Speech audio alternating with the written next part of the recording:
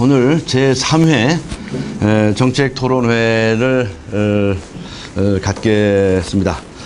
저희가 매일 이 정책 토론회를 갖고 있는데 이런 시도는 대한민국 선거 역사상 처음 하는 시도입니다. 아마 이런 정당 이런 후보 아직까지 보시지 못하셨을 겁니다. 그런데 이제 또 한 가지 의미가 있다면 딴짓을 하지 아니하고 정책에 몰입한다 하는 그런 의미가 있습니다. 여러분 이 선거 때가 되면 여러 후보들이 TV에 많이 등장을 하죠. 동정들이 등장을 합니다. 근데 되게 어떤 데 다니던가요? 시장에 가서 이렇게 악수하고 공사장에 가서 악수하고 이런 장면 많이 보셨죠? 네. 그러니까 저분들이 평소에 이렇게 시장이나 공사장에 다닌다고 생각하셨습니까? 그게 아니에요. 그게 아닙니다. 그런데 선거 때가 되니까 그거 이제 보여주기식의 그런 쇼에 가까운 이제 그런 행적들을 보이는 거죠. 그러니까 저희들은 이런 이 쇼에 가까운 보여주기식의 이런 선거운동을 하지 않겠다는 겁니다. 이게 이제 저희 그 매니페스토 운동을 해온 사람들의 입장에서는 소위 이미지 선거라고 합니다. 이 이미지를 어떻게 바꿔가지고 선거에서 득표를 해보겠다는 이런 시도인데 그건 컨텐츠가 없어요. 정책이 없습니다. 국민들의 삶을 어떻게 바꿔놓겠다는 내용이 없습니다. 그리고 자기가 뭐 잘생겼느니 말 잘하느니 어쩌고 이런 좋은 옷을 입었느니 이런 걸 가지고 이미지를 가지고 선거한다면 과연 우리 국민들의 삶은 어디로 가겠습니까? 그래서 이런 저는 좀 속되게 이렇게 표현합니다. 재밌게 표현하기 위해서 얘기를 하는데 싸돌아다니는 선거운동 안 하겠다. 그냥 이렇게 싸돌아다니는 이런 선거운동 하지 않겠다. 이렇게 이제 약속을 드리고 그리고 이 정책 토론회를 매일 아침 이 시간에 갖고 있습니다. 오늘은 두 가지 주제에 관해서 말씀을 드리려고 합니다. 첫 번째 주제는 이제 선거에 관한 것인데 특히 이 요즘 보여지고 있는 우리나라 선거 풍토에서 가장 나쁜 행태 그것이 뭐냐면 소위 인신 공격을 하는 혼탁 선거를 하고 있다는 것입니다. 요즘 신문 방송 많이 보셨죠? 네. 서로 치고받고 그냥 뭐 상대방 헐뜯고 뭐 이런 거 많이 보셨죠? 그 느낌이 어떠시던가요? 짜증이 많이 나죠. 짜증 나죠? 예. 그래서 저도 이제 선거에 대해서 조금 관심이 좀 있는 편인데 이렇게 좀 언론이나 이런 데 보다 보면 좋은 얘기나 서로 뭐 칭찬하는 얘기나 정책이나 이런 얘기를 좀 해야 되는데 네. 서로 뭐 자기 상대 뭐 여자가 어떻더니 뭐 재산이 어떻더니 이런 얘기만 들춰내가지고 보기가 싫어요. 그렇죠. 네. 이게요, 우리가 TV에서 매일같이 그런 모습을 본다든가 신문을 통해서 그런 걸 본다는 것이 우리나라 국민들의 정신 건강에 굉장히 나쁜 겁니다. 예를 들어서요, 우리가 이 청소년들에게 뭐 음란물, 폭력물 이런 거 보지 말라고 그러지 않습니까? 자꾸 그런 거 음란, 폭력 매체에 접하게 되면 아이들의 심성이 황폐화됩니다. 그래서 나중에 삐뚤어지거든요. 그런데 어른도 마찬가지입니다. 허구한 날 좋은 음악을 듣고 아름다운 장면을 보면서 사는 사람하고 그저 욕지거리하고 싸움박질하고 허구한 날 그것만 보고 사는 사람들하고 비교를 해보십시오. 우리 정신건강이 엄청나게 나쁜 겁니다. 좀 점잖게 표현하셔서 짜증이 난다고 하시는데요. 어떤 분은 신경질이 난다고 한다는 분들도 많습니다. 이래 가지고 되겠습니까? 더군다나 나라의 장래를 걱정한다는 사람들이 이 나라를 잘 사는 나라로 만들겠다고 하는 사람들이 그런 모습을 보인다고 한다면 이거 얼마나 황당한 일입니까? 더군다나 그런 사람들이 나중에 당선이 돼서 집권이 있다고 쳐보십시오. 그 사람들이 무슨 짓을 하겠습니까? 그래서 저는 이런 인신공격, 혼탕 선거 이거 정말 싹 없애야 된다고 생각합니다. 사실 이번에 최근에 논쟁이 됐던 박근혜 후보하고 안철수 원장 그 두 사람 다 저는 개인적으로 다 안면이 있는 분들입니다. 그리고 저 개인적으로 다들 좋아하는 사람들입니다. 네, 박근혜 후보, 안철수 원장 내가 다 좋아하는 사람들입니다. 생각해 보세요. 박근혜 후보는 말이죠. 남자들이 망해먹은 한나라당을 두 번씩이나 살려야 되는 사람입니다. 그 여걸이죠. 잔다크 같은 여성입니다. 그런 사람이 대통령 못하겠습니까? 전 대통령 시켜도 잘할 거라고 생각을 합니다. 그리고 뭐, 안철수 원장. 그 업적이 얼마나 많습니까? 그런데 그런 양반들 대통령 하면 못하겠습니까? 저는 다 훌륭한 대통령감이라고 생각을 하고, 그 두 분들에게도 행운이 있기를 저는 늘 기원합니다. 근데 문제는 자꾸 이 사람들의 좋은 점과 장점을 보고 거기에 기대를 걸고 투표를 하려고 하는 것이 아니라 그저 무슨 약점이라고 할까 사생원이라고 할까 뭐 이런 것들 후벼 파가지고 그래서 얼굴에다 먹칠을 하려고 하는 이런 시도들이 나타난다고 하는 것은 매우 유감스럽다. 매우 유감스럽다. 그래서 저는 이 지금 이 선거에 관심을 가지고 있는 정치인들 그 모든 분들에게 호소를 합니다. 여러분 지금 그렇게 치고받고 죽기 살기로 싸우면 누가 당선되든지 간에 그 후유증은 엄청납니다. 떨어진 사람은 얼마나 감정의 앙금을 갖겠습니까? 그리고 당선된 사람도 내가 저 사람 때문에 선거 과정에서 그렇게 치욕을 당했고 그렇게 못 살게 굴어서 화가 났다 라고 하는 생각 때문에 나중에 웃으면서 만날 수가 있습니까 없습니까? 선생님 이 권투 시합을 할 때 둘이서 이제 경기를 했어요. 뭐 태권도도 마찬가지입니다. 근데 게임을 합니다. 게임 끝나고 나서 서로 멱살 잡기 하고 싸움 박질하는 거 보셨습니까? 이긴 사람이 1등하고 2등 사람 진 사람이 2등 하는 거 아닙니까? 그런데 링 위에서 게임을 하는 것이지 밖에까지 나와가지고 치고받고 한 일이 얼마나 많습니까? 그래서 저는 우리 이 나라의 이 정치판이 이렇게 치고받고 하는 싸움박질로 이어지는 가는 것이 워낙이 이 막강한 권력을 가진 대통령, 이 제왕적 권력을 가진 대통령 거기에서 그것을 두고 싸우는 과정에서 너무나 감정의 앙금이 쌓였고 그것이 자신들에게 모두 트라우마가 된 겁니다. 상처가 된 겁니다. 그러니 상대방은 꼴도 보기 싫어합니다. 그리고 만나기도 싫어합니다. 그래서 이 나라가 화합의 정치가 되지 아니하고 상생의 정치가 되지 않는 겁니다. 그 근본 원인이 바로 이 선거 과정에서부터 시작한다. 그래서 여러분들이 정말 나라를 생각하고 민생을 생각한다면 싸움박질 하지 마세요. 싸움박질 하지 마세요. 이걸 정식으로 저는 우리 정치권에게 제안을 하고자 하는 것입니다. 이제 검증이 필요하다 이런 얘기를 하거든요. 저는 이제 매니페스토 운동을 우리나라에서 처음으로 시작을 할 때부터 7년 동안 어느 정도까지가 검증이고 어느 정도까지는 욕설인가 그 점에 관해서 많은 연구를 했습니다. 제가 오늘 제 견해를 한번 말씀을 드리고자 합니다. 언론도 마찬가지입니다. 사실은 정치인과 유권자 사이에 매체가 존재합니다. 그것이 바로 언론인데 이 언론이 검증한다는 이유로 여러 가지를 보도를 하고 합니다. 이때 어떤 것은 보도하고 어떤 것은 보도할 가치가 없는가라고 하는 기준과도 관련이 됩니다. 저는 먼저 이 두 가지를 들고자 합니다. 첫 번째는 지금 여기의 인물입니다.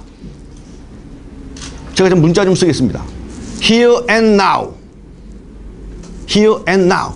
지금 이 순간 이 자리에 있는 그 사람의 인물이 어떤 인물인가 그것을 검증하라는 겁니다. 이것은 다시 말하면 과거 이 사람이 어떤 행적을 했었는가라고 하는 것 그것이 지금에까지 영향을 미쳤는지 안 미쳤는지 그걸 따져야 된다는 것입니다.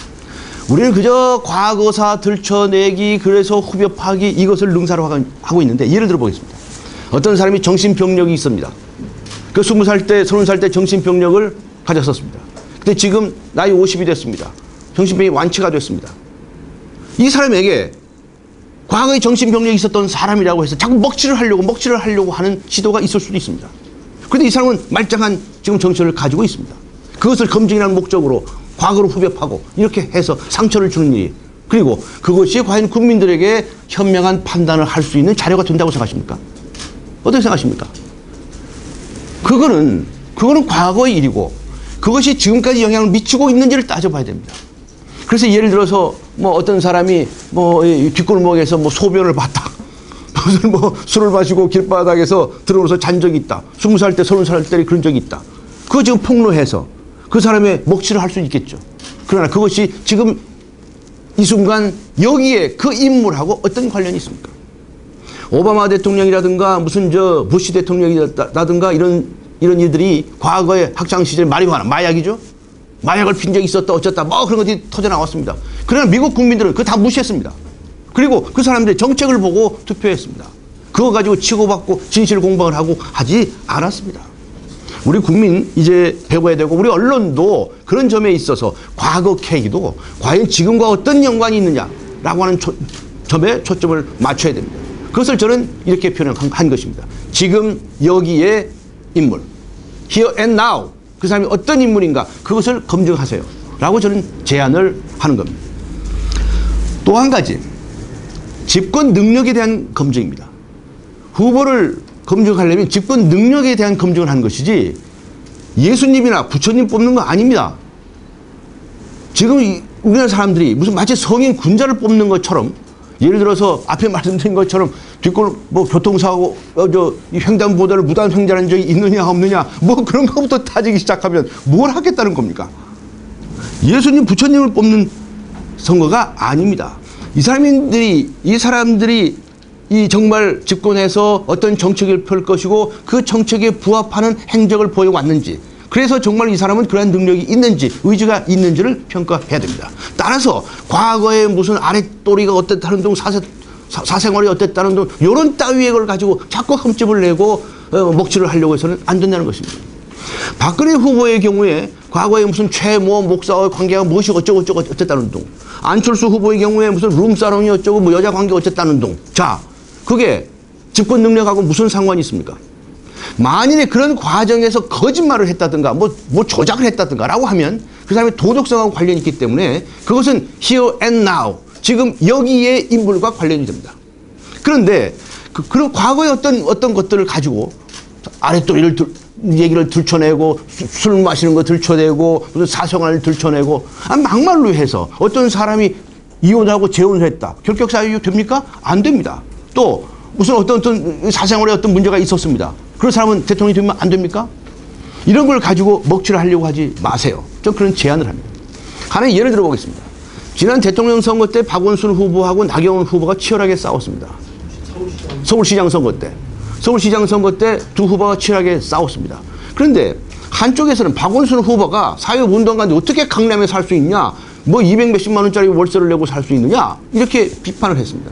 그러자 또 반대편에서는 저 무슨 어떤 얼마짜리 무슨 피부과에 다녔다, 뭐 이렇게 공격을 됐습니다. 그렇다면 저는 묻습니다. 그러면 그 사람들은 서울 시민 아닙니까? 서울시장 될 자격이 없습니까? 그런 걸 가지고 사람을 평가할 수는 없다는 것입니다. 그런데 그렇다면 과연 그 사람이 서민적이냐 서민적이 아니냐라고 하는 것을 얘기하려고 한다면 그 사람이 내놓은 정책을 가지고 판단하세요. 그것이 바로 정책 중심의 선거입니다. 그리고 매니페스토 선거인 것입니다. 저는 오늘 최근에 있었던 여러 가지 이 정치권의 행태에 대해서 유감을 표명하면서 제가 정말 좋아하지 아니하는 박근혜 후보나 안철수 원장 그리고 다른 민주당의 4명의 후보들에게 다시 한번 강조를 합니다. 여러분, 우리 아름다운 선거, 좋은 선거, 즐거운 선거 합시다. 그렇게 나중에 상처가 남을, 가슴을 콕콕 후벼 파는, 대못질을 하는 이런 선거 하지 맙시다. 만약에 여러분이 그런 선거를 한다면 결국 그 화살은 자기 자신에게 되돌아갈 겁니다. 이제 분명히 말합니다. 그런 남에게 상처를 주는 행동을 한 사람들, 그 상처의 화살은 부메랑이 돼서 자기 자신에게 돌아갑니다. 저는 우리 그런 선거 하지 맙시다. 이렇게 제안을 합니다. 어떻게 들으셨습니까? 고맙습니다. 네, 오늘 두 번째 주제입니다. 자살 예방에 관한 정책입니다. 아시다시피 오늘이 바로 자살 예방의 날입니다. 그리고 지난 해 3월 달에 국회에서 자살 예방에 관한 법률이 통과가 됐습니다. 그리고 그 법이 금년 3월 달에 시행이 됐습니다. 그리고 그동안에 저는 몇 년 동안 자살 예방 대책 추진위원장으로서 자살 예방을 위해서 나름대로 많은 노력을 해왔습니다. 그래서 작년에 이 자살 예방법을 통과시킬 때도 국회에 막 쳐들어가다시피 해서 국회의원들 방방을 찾아다니면서 통과시켜서 간곡하게 부탁을 했고, 그래서 다행히 통과가 됐습니다. 그리고 금년 3월부터 이 법이 통과가 됐는데, 지금 여러분 이 자살에 관한 정부 정책이 많이 국민들에게 전파되고 변했다고 생각하십니까? 전 유감스럽게 생각을 합니다. 우리 국민들이 지금 자살의 심각성과 그것에 대한 대책을 피부로 느끼지 못하고 있다고 생각합니다. 최근 몇 년 동안 우리나라에서 1년에 15,000여 명들이 매년 자살을 했습니다. 이것은 세계에서 2등일 뿐만 아니라 OECD 국가에서 1등입니다. 몇 년째 1등입니다. 그리고 그 증가율이 또한 1등입니다. 이 15,000명이라는 숫자가 정말 작은 숫자가 아닙니다. 비유하기 적절치 못할지 모르겠습니다만은 천안함 사건 때 우리 사랑하는 장병들이 46명이 희생됐습니다. 그런데 15,000명이라고 한다면 군대 병력으로 말하면 일개 사단 병력보다도 2, 3,000명이 많은 숫자입니다. 그것도 매년 그런 사단 병력이 넘는 사람들이 이 땅에서 사라진다고 생각을 해보십시오. 이게 끔찍한 일이 아닙니까? 이 끔찍한 일이 아닙니까? 게다가 이런 이들은 어떤 이들인가? 소위 말해서 자살에 성공한 이들입니다. 이때 참 성공이라는 표현을 참 쓰기가 어렵습니다만 자살을 시도해서 세상에 떠나가신 분입니다. 이분들이 15,000명이고 그런데 내가 목을 매달았다. 입에 약을 털어넣었다. 그런데 발각이 돼서 죽지 않았다라고 하는 사람의 숫자가 얼마나 되냐. 전문가들의 말에 의하면 10배 아니면 20배로 곱하면 된다는 것입니다. 다시 말하면 매년 이 나라에서 15만 명 내지 30만 명에 달한 이들이 입에 약을 털어놓거나 목을 매단다는 한다는 사실입니다. 이게 얼마나 끔찍합니까? 그런데 여러분, 입에 막상 약을 털어넣는다는 일이 쉬운 일입니까? 어려운 일입니까? 어려운 일 아닙니까? 또 목을 갑자기 매단다는 일이 쉬운 일입니까? 어려운 일입니까? 어려운 일 아닙니까? 그런데 거기까지 나가신 분이 바로 15만 명 내지 30만 명이랍니다. 그런데 거기까지는 못 갔어요. 그러나 나 정말 죽고 싶어요. 정말 죽어야 되겠다고 생각해요. 이렇게 1년에 한 번씩이라도 생각해 본 사람이 얼마나 될까? 상상해 보신 적 있습니까? 거기다가 다시 10배를 곱해보라는 겁니다. 150만 명, 300만 명이 그런 충동을 느낄지 모른다는 것입니다. 심지어는 우리 전 인구의 15%가 그럴 것이다 라고 하는 보고서도 있습니다. 5천만 명의 15%면 몇 명입니까? 450만 명입니다. 지금 대한민국 국민들이 행복하지 못합니다. 우리 경제가 세계에서 10위권의 국가이고 올림픽도 5등하는 국가입니다. 그런데 그리고 민주화도 달성됐습니다. 그런데 왜 이렇게 죽고 싶어 하시는 분들이 많고 점점 더 늘어납니까? 선생님께서는 혹시나 한번 훌쩍 떠나볼까? 이런 생각 안 해보셨습니까? 오늘 아침에 라디오에서 들었는데 하루에 46명 네, 40여 명. 네. 말씀하신 것처럼 그러면 1년에 한 15,000명이 되는 것 같아요. 네. 좀 놀랐습니다. 그렇게 네. 많은 줄 몰랐어요. 그렇습니다. 그건 실제로 자살을 해서 세상을 떠나신 분이 그렇다는 것이고, 내가 정말 살기 싫다고 해서 도저히 못 살겠다라고 해서 세상을 떠나보고 싶어 하시는 분들이 그렇게 많다는 것입니다. 이 원인은 한마디로 해서 뭘까요? 행복하지 못하기 때문입니다. 지금 대한민국 국민들이 행복하지 못합니다. 마음이 행복하지 못합니다. 경제적으로는 행복하고 돈으로는 행복할지 모르겠습니다. 그러나 마음이 행복하지 못합니다. 왜 그럴까요? 왜 우리 국민들이 이렇게 행복하지 못할까요? 상처를 많이 받아서 그렇습니다. 이런저런 일들로부터 상처를 많이 받았기 때문입니다. 조물주가요, 우리 인간에게 오복을 다 주지 않으신답니다. 이 오복을 다 주시면 얼마나 좋으시겠어요? 그냥 서너 가지 주시고 또 한두 가지는 안 주신다는 거예요. 그래서 제가 조물주에게 전화 좀 해보려고 했어요. 그래서 전화가 한두 가지 못 해봤어요. 근데 왜 이렇게 심통을 부리십니까? 라고 말씀을 드리고 싶은 거예요. 그런데 그것이 바로 우리의 삶의 가치고 의미다 라고 하는 것을 뒤늦게 깨달았습니다. 우리에게는 조물주께서 주지 않으신 것들이 두세 가지가 있습니다. 한두 가지가 있습니다. 이것이 바로 우리에게 삶의 고통으로 다가옵니다. 이것을 기독교에서는 원죄라고 합니다. 오리지널 신이라고 말할 수 있습니다. 불교에서는 업보라고 말할 겁니다. 그런데 이러한 갖지 못한 것으로부터 우리는 상처를 받게 마련이거든요. 중요한 것은 이 상처에 굴복해서 무너지는 것이 아니라 상처를 딛고 이겨내서 자신의 삶의 가치를 발견하는 것, 그것이 바로 우리가 이 세상에 태어난 소명이라는 것입니다. 그래서 우리의 삶의 가치는 바로 거기에 있습니다. 우리가 갖지 못한 것으로부터 받은 상처를, 그래서 불행하다고 느끼는 것을 행복한 것으로 바꾸는 겁니다. 행복함으로 바꾸는 것입니다. 거기에 우리의 삶의 가치가 있다고 생각합니다. 최진실 씨 기억나십니까? 그 최진실 씨가요, 저에게 죽기 전에 죽고 싶다는 얘기를 수도 없이 많이 했습니다. 변호사님, 죽고 싶어요. 죽고 싶어요. 그래서 제가, 아니, 당신 같은 사람이 죽을 이유가 뭐가 있냐? 왜 죽고 싶냐? 당연히 물어보지 않았겠습니까? 최진실 씨 죽기 전에 그 마지막 소송 사건을 제가 해줬었습니다. 그런데 최진실 씨는 뭐라고 그러냐? 뭐라고 그럴게요? 잘 모르시겠죠. 그 TV 신문 그렇게 많이 보셨는데도 왜 죽고 싶다고 했는지 모르시죠. 이게 우리 국민들에게 제대로 전달이 안 된 겁니다. 뭐냐, 변호사님, 저는요 왜 이렇게 구설수가 따르는지 모르겠어요 라고 얘기했습니다. 구설수란 말 아십니까? 아시죠? 뭐 이런 저런 나쁜 얘기도 들리는 거죠. 구설수가 따른다는 거예요. 이 구설수를 따른다는 것이 최진실 씨는 갖지 못한 것이었습니다. 그래서 제가 그녀에게 이렇게 얘기를 했습니다. 최진실 씨, 당신은 갖지 못한 것이 있는가 하면 반드시 가진 것이 있습니다. 갖지 못한 것이 있는가 하면 반드시 가진 것이 있습니다. 갖지 못한 것도 가졌지만 가진 것도 있으니 가진 것을 생각해 보세요 라고 이야기를 했습니다. 그래서 이렇게 얘기를 했습니다. 당신은 구설수가 따른다. 나 인정한다. 당신이 얼마나 구설수가 따르는지 내가 잘 안다. 제가 이걸 알게 된 계기가 있었습니다. 뭐냐면 최진실 씨를 저에게 처음 이렇게 소개해서 데려오신 분이 그 최진실 씨가 마지막에 12시 지나서 화장실에 들어가서 마지막 통화를 했다는 바로 그분입니다. 그분이 저에게 데려와서 이제 그 사건을 수임하게 됐었는데 이 최진실 씨는 이게 굉장히 이 부자로 소문이 나지 않았습니까? 그래서 저도 꽤 유명한 변호사였기 때문에 제가 수임을 한다고 하면 얼마나 돈을 많이 받았을까 이런 얘기를 들을 것 같아요. 그야말로 구설수에 실어낼 것 같아요. 뿐만 아니라 저는 그 당시에 제가 맡은 소송 변호 사건의 한 10% 그러니까 10건이면 한 건 정도 다 무료로 해줬습니다. 가난하신 분들, 형편이 안 되신 분들 무료로 해줬거든요.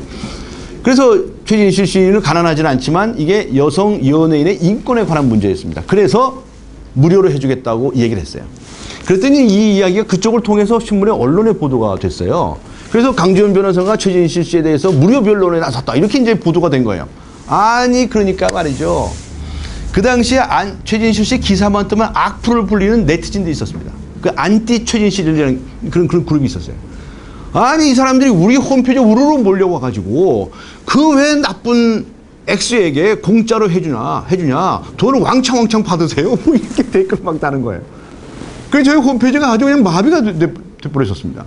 그래서 와 이렇게 악풍을 이 댓글 부대가 이거 엄청나게 심각하구나라고 하면서 알았어요. 제가 알았거든요. 그래서 얼마나 시달렸겠어요. 그 최진실 씨 어머니께서도 저에게 언젠가 그런 말씀하시는 거예요. 아니 저 진실에게 잠 좀 자라고 얘기 좀 해주세요. 이런 말씀하셨어요. 왜 그러냐면 최진실 씨가 밤에 잠이 안 오니까 이 검색창에다 최진실 딱 쳐요. 그래가지고 클릭을 하면 쭉 댓글이 나오지 않습니까? 그걸 다 읽어보고 그리고 참 얼마나 본인은 가슴 아팠겠어. 그 읽는 사람 기분 나쁘거든요. 그래서 이분이 이 구설수에 시달린다라는 걸 제가 알았어요. 그래서 제가 그 얘기 말하기를 오케이 알겠다. 나 인정한다. 당신이 댓글에 시달린다는 거 이해합니다. 그러나 당신은 갖지 못한 것이 있는 반면에 가진 것이 또 많이 있다. 무엇을 가진다 생각해보자. 당신은 달덩이 같은 애들, 환희, 준이 애들도 있고 어머니도 살아계시지. 인기도 있지. 연기도 잘하지. 상도 많이 받았지. 돈도 많이 벌었다며. 그런데도 죽을래? 우리 거꾸로 생각해보자는 거예요. 나는 뭐를 가지고 있다. 그러나 뭐를 가지지 못하고 있다. 그러니까 구설수가 따른다. 라고 하면 도저히 미치겠다. 죽고 싶다. 죽고 싶다. 죽겠다. 그래서 A, but B면 B, but A로 바꿔보세요. 그러니까 나는 구설수가 따른다. 그러나 나에게는 자식들도 있고 어머니도 살아계시고 뭐 인기도 있고 이렇게 생각하면 죽고는 싶지만 죽을 것까지는 아니다. 라고 생각할 수 있겠죠. 그래서 내가 갖지 못한 것에 대해서 지나치게 심각하게 생각하는 것은 바로 그 상처에 굴복하는 겁니다. 상처에 굴복해서 심리적으로 기압이 팍 떨어진 겁니다. 이게 우울증입니다. 이게 조우울증 할 때 이게 우울증입니다. 이 우울증이 심각해지면 결국 자살로 갑니다. 그래서 제가 최진실 씨에게 사실은 정신과 의사도 소개시켜 줬어요. 그런데 이분이 안 갔어요, 결국. 왜냐하면 우리가 어떤 이하고 상담을 하거나 이 치유를 하기 위해서 자신의 이야기를 꺼내야 하는 과정이 필요하지 않겠습니까? 그런데 그렇다고 한다면 자신의 저 가슴속에 묻어놓았던 가슴 아픈 사연들 이런 것들을 끌어내야 됩니다. 그런데 이분은 불행하게도 정말 불행하게도 유명인인 거예요. 그래서 내가 혹시 저희에게 말하면 이 얘기가 전파되지 않을까라고 하는 공포감을 가지고 있어요. 그래서 치유를 못 받은 겁니다. 노무현 전 대통령도 마찬가지입니다. 본인이 어떤 우울하고 고통받는 사안이 있다고 한다면 그 누군가의 마음 터놓고 상담하고 라고 할 수 있었다고 한다면 스스로 목숨을 끊지 않았을지 모릅니다. 그런데 너무나 유명한 분이고 높으신 분이었단 말이죠. 그러니까 그 마음 놓고 털어놓지 못했어요. 그것이 불행이라면 불행이다. 저는 그렇게 생각을 한 겁니다. 그래서 저는 정말 이 고통받는 이들이 너무나 우리 사회에 많다. 갖지 못한 것에 대해서 너무나 집착을 한다. 크게 생각한다. 라고 하는 것이 문제라고 생각합니다. 그런데 앞에서 말씀드렸지만 사람은 누구나 가진 것이 있는가 하면 갖지 못한 것이 있습니다. 그러니까 어떤 분이 대학 교수이고 아주 유명한 대학자세요. 그래 많은 학문적 업적을 남기셨어요. 그런데 돈이 없어. 왜요? 공부하느라고 언제 돈을 벌겠습니까? 돈이 없으신 거예요? 또 어떤 분이 돈도 많고 뭐도 많은데 사사건건 집에 자식이 말썽을 피워요. 그거 가지고 또 스트레스 받고 그냥 상처를 받아요.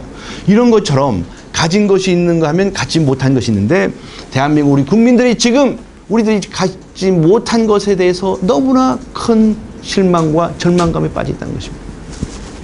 그래서 정말 자기가 자신을 사랑한다는 것은 내가 잘생긴 것, 무슨 출세를 한 것, 득세를 한 것, 이런 것들을 사랑하는 것은 사랑하지 않아도 저절로 되는 겁니다. 정말 자신을 사랑한다는 건 뭐냐면 자신이 갖지 못한 점을 사랑하는 겁니다.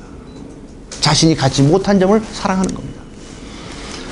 여러분 고 강용우 박사님 기억나세요? 왜 시각장애인이신데 미국에 가셔서 백악관의 보좌관까지 하신 분 기억나시죠? 그분이 신봉사 할 때 말하자면 봉사와 같으신 거예요. 요즘 시각장애인이라는 표현을 하시죠. 바로 요 앞에 있는 이제 맹학교를 나오셔서 공부를 하셨어요. 그런데 나중에 시력을 완전히 잃으셨는데 그분이 이제 지난 1월 달에 돌아가셨습니다. 근데 사망 선고를 받으시고서 친지들에게 이메일을 보냈어요. 근데 저희들이 그걸 알고 제가 그 당시에 YTN 라디오의 진행을 맡고 있을 때였습니다. 그래서 이제 인터뷰를 요청을 했어요. 근데 그분이 이제 죽을 날이 이제 한 2, 3주밖에 안 나와서 기운이 너무 없다. 그래서 한국 언론과는 더 이상 인터뷰를 하기 어렵다. 이렇게 말씀을 하셨는데 제가 이 진행자가 저라고 강지원 변호사라는 걸 아시고 내가 한국에 가서 자주 만나고 해서 강변호 잘 안다고 내가 마지막 인터뷰를 해주겠다라고 해서 한국 언론과는 마지막 인터뷰를 하고 그리고 세상을 떠나셨습니다. 그때 이분하고 대담을 이렇게 미국 현지하고 하는데 이분의 말씀 중에 이런 부분이 있습니다. 내가 이 세상에 태어나서 가장 축복받은 일이 있다고 한다면 그것은 바로 내가 시각장애인이 된 것입니다. 라고 말씀하셨습니다. 우리가 생각하기에는 가장 그분의 큰 고통이라고 보여지는 시각장애인이 된 것. 옛날 말로 하면 봉사가 된 것. 그것을 자기 자신이 받은 가장 큰 축복이라고 말씀하십니다. 이게 얼마나 위대한 사랑입니다. 내가 눈을 못 뜨는 사람이 보이지 않는 사람이 된 것이 가장 큰 축복이 있다고 생각하는 것이야말로 자기 자신을 위대하게 사랑한 것. 그래서 제가 많은 감동을 받고 또 많은 분들이 방송을 들으시면서 눈시울을 흘리셨을 겁니다. 자기를 사랑한다고 하는 것은 이런 것입니다. 그래서 저는 제안을 하고자 합니다. 제가 자살 예방대책 추진위원장도 했고 자살 예방법 통과시키는데도 그야말로 열심히 뛰어다니면서 기어코 통과시키기까지 했는데 이제 정말 행정당국에서 대통령이 나서서 이 문제에 관해서 깃발을 들어주어야 된다고 생각합니다. 1년에 많은 1000명씩 살아가는데 우리가 자동차 몇 대를 팔아서 얼마나 많은 돈을 버는다 하더라도 이 아까운 생명 또 그분이 지금까지 살아온 동안에 투자되었던 교육과 그 모든 것들을 돈으로 환산해 보십시오. 그리고 그 유능한 사람들이 앞으로 살아가면서 냈을 그 생산성들을 돈으로 계산해 보십시오. 이 돈은 천문학적인 숫자입니다. 아깝지 않습니까?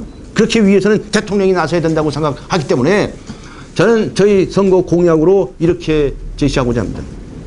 저는 우리 전 국가에 대해서 자살 예방 비상사태를 선포할 겁니다. 비상사태를 선포해야 됩니다. 전쟁을 해서 일개 사단 병력이 몰살을 하는 것과 비교해 볼 때 1년에 15,000명씩 사라지는 이 땅에서 이것이 비상사태가 필요한 시점이 아니고 무엇입니까? 전국 국가적으로 비상사태를 선포할 겁니다. 그리고 전 국민에 대해서 시도 때도 없이 행복감과 우울감 조사를 할 수 있는 기회를 만들어 드릴 겁니다. 예를 들어서 핀란드에서 이런 일이 있었습니다. 우리가 병원에 가면 혈압검사를 하죠. 혈압검사 하실 때 돈 내십니까? 따로 돈 안 낼 거요? 그렇죠. 그거 당연히 그냥 해주는 거 아니에요. 그런 것처럼 모든 병원에 오신 분들에게는 무조건 행복감 및 우울감 검사를 하게 합니다. 이거는 어려운 게 아닙니다. 그래도 여러 가지 항목에다가 스스로 이게 체크를 해보면 되는 거거든요. 그 질문이라는 게 되게 이런 겁니다. 선생님은 지난 한 달 동안에 혼자서 시외버스를 타고 저 멀리 여행을 해보고 싶다는 생각을 해본 적이 있습니까? 뭐 이런 질문을 하는 거예요. 그런데 그게 별게 아닌 것 같죠? 그런 생각이 많으면 실례 말씀이지만 좀 수상한 겁니다. 좀 수상한 겁니다. 그래서 스스로 그렇게 자가 진단을 해보게 하는 거예요. 그래서 내가 배가 아프다, 뭐 머리가 아프다, 뭐 피가 났다. 그래서 병원에 가면 병원에서 혈압 검사도 함과 동시에 그런 검사들을 다 의무적으로 하세요. 라고 하고 그 기록을 병원에서 가지고 있을 필요가 없습니다. 다 본인에게 돌려줍니다. 다 돌려줘서 선생님이 보시기에 50% 이상 넘어서 좀 수상하다라고 하면 얼른 자기 자신의 마음을 챙겨보세요. 그러니까 정말 저 잔잔한 호숫가에 가서 이 파도를 보면서 마음을 가라앉힌다든가 이 숲속에 피톤치드를 받으면서 걸어본다든가 또 밝은 태양 너무너무 좋습니다. 우리가 왜 이 빨래 같은 거 밝은 태양에 널잖아요. 그럼 마르잖아요. 그런 것처럼 나의 적셔진 마음을 이 햇빛을 받으면서 거닐어 보세요. 그럼 마릅니다. 그 말짱하게 마를 수가 있거든요. 그렇게 자기 컨트롤 할 수 있게 해주는 거예요. 그러니까 좀 더 이게 심해지면 개입을 권고하는 거죠.